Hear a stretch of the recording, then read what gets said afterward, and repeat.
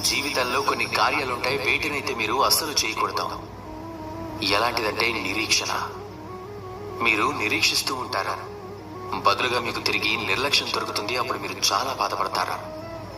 మీరు నిరీక్షిస్తున్నారు, అలానే నిరీక్షిస్తూ ఉంటారు. ఒకవేళ ఎదుటి వ్యక్తి రాలేదు అంటే అప్పుడు చాలా బాధపడతారు. అలాగే సరిపోల్చుకోవటం. ఒకవేళ మీరు సరిపోల్చుకుంటూ వెళ్లారంటే అప్పుడు మీరు అనుకుంటారు, ఒకవేళ నేను లేదా ఇంకెవరైనా వ్యక్తి మధ్యలోకి వస్తే ఒకరోజు చిన్నవారు అవుతారు అని. ఎందుకంటే ఈ ఆలోచన మంచిది కాదు. ఒకవేళ దీని గురించి మనం మాట్లాడుకుంటే ఏ కార్యాలు ఇప్పుడు మనం చెయ్యాలి, అదేంటంటే పరీక్ష.